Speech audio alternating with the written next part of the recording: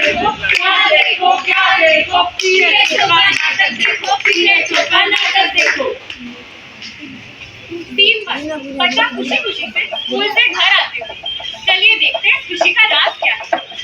सावधान सावधान, Vivekananda education studies pharmacy के टॉपर यश वागवे यहाँ पधार रहे हैं। अरे वाह वाह बेटा, इस बार भी तुमने बहुत अच्छे नंबर लाए। स्कूल के सब में नंबर लाए।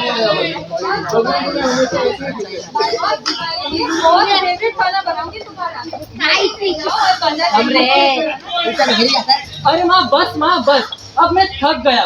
अब ये राजा बेटा आराम करेगा और आपका सब काम सुन के तो मैं और थक गया। ऐसे कैसे?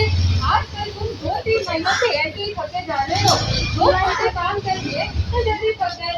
हमारे जमाने में हम 2 नदी 4 कुएं पार करके अरे हाँ माँ, आपके जमाने के 2 मिनट पार दुकान से ले आऊंगा। जल्दी मेरे पास टाइम नहीं। बच्चा इतने में बहुत थक जाता है और सांस लेने की तकलीफ से गिर जाता है।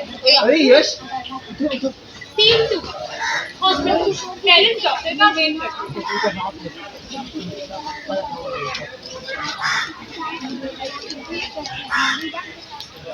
डॉक्टर, इसे देखिए, मेरे बच्चे को क्या हुआ है?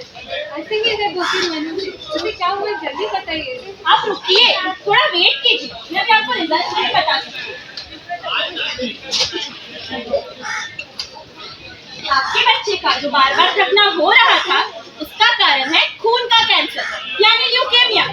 कैंसर? ऐसे कैसे डॉक्टर? कल तक तो मेरा बच्चा बिल्कुल तेज था, ये सब अचानक कैसे? अब हम क्या करेंगे? उसे कौन सी ट्रीटमेंट देंगे? मेरा बेटा इस दुनिया को देख पाएगा ना डॉक्टर? हम जल्द से जल्द कीमोथेरेपी की शुरुआत करेंगे। आप हिम्मत रखें। 1 साल के वक्त के बाद हॉस्पिटल वार्ड में। अब क्या करूं? मैं एक साल तक अपने बच्चे को कुछ नहीं कर पाया। मुझे कुछ समझ में नहीं आ रहा। इसीलिए इलाज का कोई इस्तेमाल हो ही नहीं रहा है। मुझे पता नहीं है क्या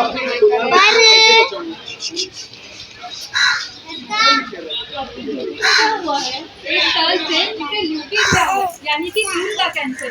हमने सारे ट्रीटमेंट देखे, लेकिन किसी भी ट्रीटमेंट का कोई उपयोग नहीं हुआ है। अरे इतनी सी उम्र में कैसे हो गया? मैं ठीक हूँ। डॉक्टर, मेरे बच्चे को 1 साल से कुछ नहीं हो रहा है। इस ट्रीटमेंट का क्या मतलब है? हमारे पास इस बीमारी का और एक सलूशन है, वो है स्टेम सेल ट्रांसप्लांटेशन। ये काफी अच्छा सलूशन होगा। लेकिन इसका ट्रीटमेंट से क्या लेना देना? जब कैंसर का लीडिंग ड्रग ट्रीटमेंट पर काम नहीं कर पाता, तब स्टेम सेल ट्रांसप्लांटेशन ये काफी अच्छी उम्मीद साबित हो सकती है।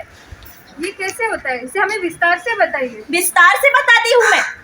बचपन में, शिशुकाल में हमारी बॉडी एक कण से बनती है, जिन्हें हम स्टेम सेल्स कहते हैं।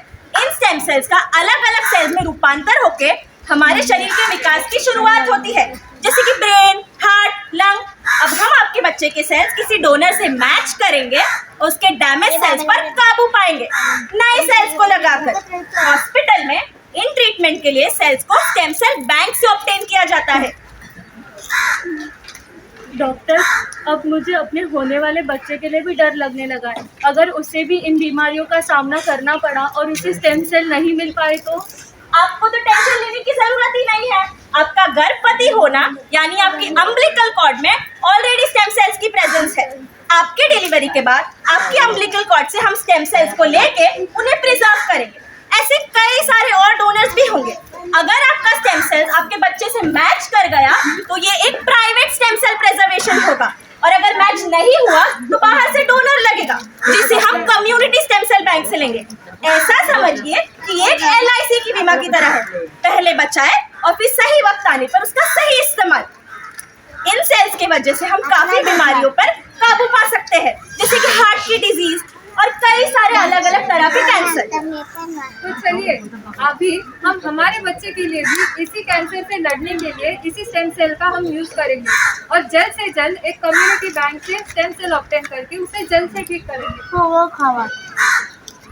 मैं स्टेम सेल प्रिजर्वेशन का अपने बच्चे और दूसरे लोगों के लिए एक मदद बनूंगी। मेरी आप सबसे निवेदन है कि स्टेम सेल प्रिजर्वेशन का महत्व समझिए और सही वक्त आने पर आगे आइए और अपना योगदान दीजिए। जीवन दान है काम महान। और इस काम का पुण्य कहाँ? एक बात तो माननी जरूरी ही है, स्टेम सेल प्रिजर्वेशन ही जीवन की धूरी है। सुरक्षित है इन बीमारियों से बचने की चाल। स्टेम सेल थेरेपी करेगा कमाल, करेगा कमाल, करेगा कमाल। धन्यवाद।